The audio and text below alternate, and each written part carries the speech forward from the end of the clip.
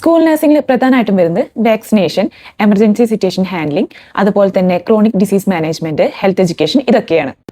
School nurse ആയതുകൊണ്ട് വേറൊരു benefit ഉണ്ട്. അത് ഏറ്റവും ഇമ്പോർട്ടൻറ്റ്. നമുക്ക് നല്ല ഫണ്ണായിട്ട് വർക്ക് ചെയ്യാൻ പറ്റും. അതായത് നമ്മുടെ സ്കൂളിലൊക്കെ ഉണ്ടായ പോലെ ഓരോ ആക്ടിവിറ്റീസ് വരുമ്പോൾ നമ്മളും കൂടി അതിൽ പാർട്ടിസിപ്പേറ്റ് ചെയ്യേണ്ടി വരും.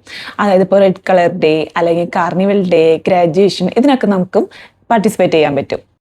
നമ്മൾ കൂടുതലായിട്ടും കമ്മ്യൂണിക്കേറ്റ് ചെയ്യുന്നത് സ്റ്റുഡൻസിനോടും അവരുടെ പാരൻസിനോടും ടീച്ചേഴ്സിനോടൊക്കെ ആയിരിക്കും. അപ്പോൾ നമ്മൾ അതുപോലെയുള്ള കമ്മ്യൂണിക്കേഷൻ സ്കിൽസ് ആയിരിക്കും നമുക്ക് ഉണ്ടാവുക. അതായത് നമുക്ക് കുട്ടികളോട് സംസാരിക്കുമ്പോൾ കുറച്ചും കൂടി ഫണ്ണായി അല്ലെങ്കിൽ അവർക്ക് മനസ്സിലാവുന്ന ലാംഗ്വേജ് അങ്ങനെയൊക്കെ ആയിരിക്കും നമ്മൾ സംസാരിക്കുക.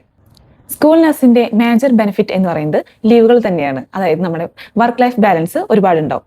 നമുക്ക് സമ്മർ വെക്കേഷന് 45 ദിവസം ലീവ് കിട്ടും. അതുപോലെ തന്നെ വിന്റർ വെക്കേഷൻ, സ്പ്രിംഗ് വെക്കേഷൻ ഇതൊക്കെ നമുക്ക് കിട്ടും. നമ്മുടെ സ്കൂൾ കുട്ടികൾ പ്രധാനമായിട്ടും കണ്ടുവരുന്നതാണ് ഡയബറ്റീസ്, G6PD, ആസ്മ ഇതൊക്കെ. അപ്പോൾ നമ്മൾ കറക്റ്റ് ടൈമിലുള്ള ഗ്ലൂക്കോസ് മോണിറ്ററിങ്ങും ഇൻസുലിൻ അഡ്മിനിസ്ട്രേഷനും ഒക്കെ ചെയ്യേണ്ടി വരും. ഇതൊക്കെയാണ് ക്ലിനിക്കൽ നഴ്സും സ്കൂൾ നഴ്സും തമ്മിലുള്ള മേജർ ഡിഫറൻസ്. ഇനി നിങ്ങൾ തന്നെ ചൂസ് ചെയ്ത് നിങ്ങളുടെ കരിയർ.